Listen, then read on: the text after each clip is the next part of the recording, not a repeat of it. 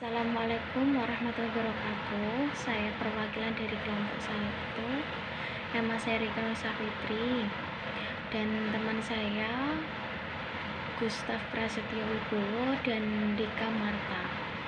Di sini saya akan mempresentasikan pengertian, arti penting dan peranan manajemen dakwah, mata kuliah manajemen dakwah, dosen pengampu Ibu Rohanah MPDI.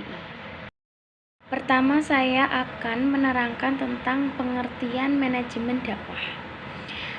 Secara etimologis, kata manajemen berasal dari bahasa Inggris, yaitu manajemen, yang berarti ketatalaksanaan, tata pimpinan, dan pengolahan. Artinya, manajemen adalah sebagai suatu proses yang diterapkan oleh individu atau kelompok dalam upaya-upaya koordinasi untuk mencapai suatu tujuan. Dalam bahasa Arab, istilah manajemen diartikan sebagai an-nizam atau at-tanzim, yang merupakan suatu tempat untuk menyimpan segala sesuatu dan penempatan segala sesuatu pada tempatnya. Sedangkan dakwah secara etimologis berasal dari bahasa Arab, yaitu da'a yad'u, dakwan, yang diartikan sebagai mengajak atau menyeru. Secara terminologi, dakwah adalah mengajak atau menyeru manusia agar menempuh kehidupan ini di jalan Allah berdasarkan ayat Quran, yaitu serulah oleh kalian umat manusia ke jalan Tuhanmu dengan hikmah, nasihat yang baik, dan berdebatlah dengan mereka secara baik-baik. Kesimpulan pengertian manajemen dakwah adalah sebagai berikut. Manajemen merupakan serangkaian kegiatan merencanakan, mengorganisasikan, penggerakan, mengendalikan, dan mengembangkan segala upaya sumber daya manusia untuk mencapai tujuan organisasi yang telah ditetapkan secara efektif dan efisien. Yang kedua adalah arti penting manajemen dakwah. Ada sejumlah alasan mengapa manajemen dakwah sangat penting dan sangat dibutuhkan. Berikut adalah arti pentingnya manajemen dakwah.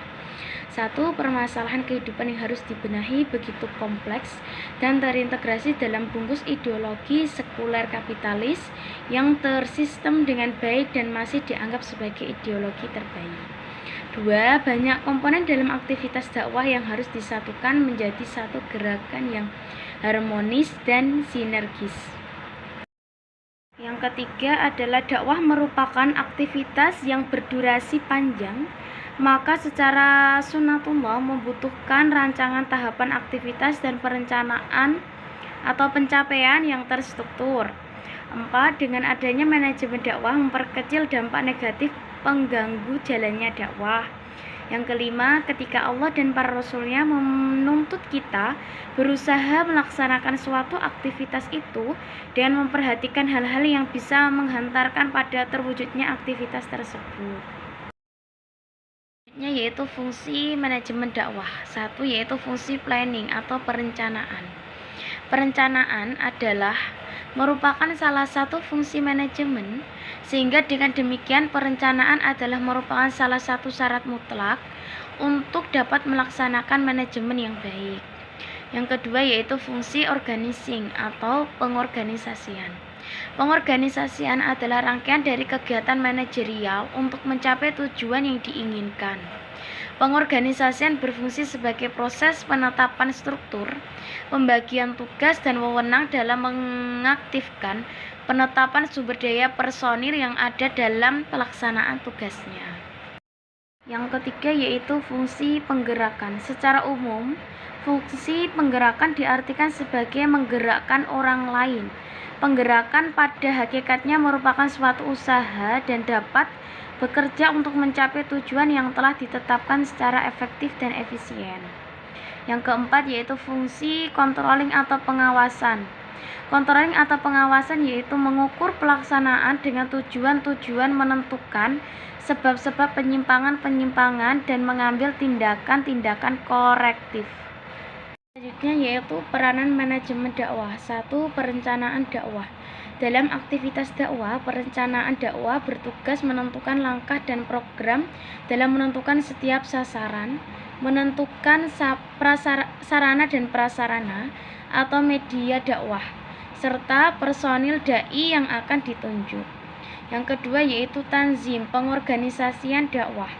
Pengorganisasian dakwah dalam pandangan Islam bukan semata-mata merupakan wadah, akan tetapi lebih menekankan bagaimana pekerjaan dapat dilakukan secara rapi, teratur, dan sistematis. Yang ketiga yaitu taujih atau penggerakan dakwah. Penggerakan dakwah merupakan inti dari manajemen dakwah.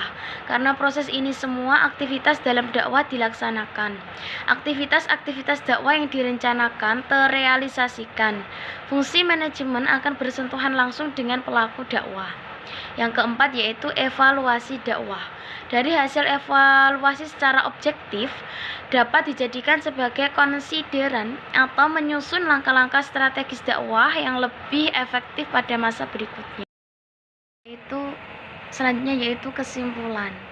Dari pengertian manajemen dakwah yang tadi saya jabarkan, dapat disimpulkan bahwa manajemen dakwah adalah sebuah pengaturan secara sistematis dan koordinatif dalam kegiatan atau aktivitas dakwah yang dimulai dari sebelum pelaksanaan sampai akhir dari kegiatan dakwah.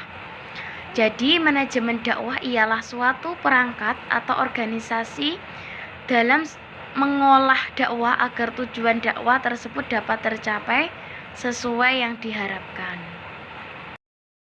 Meskipun proses dakwah tidak mustahil dapat dilakukan oleh seorang secara sendiri-sendiri, tetapi mengingat kompleksnya persoalan-persoalan dakwah, maka pelaksanaan dakwah oleh seorang diri sendiri-sendiri kurang efektif.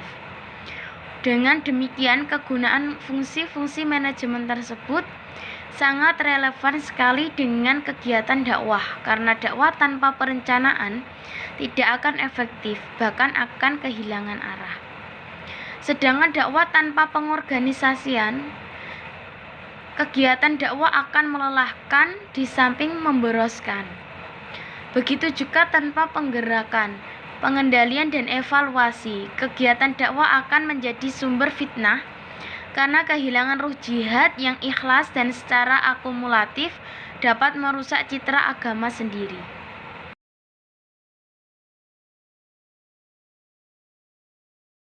Sekian dari kelompok kami. Apabila ada tutur kata yang kurang berkenan dan kurangnya dalam penyampaian saya mohon maaf.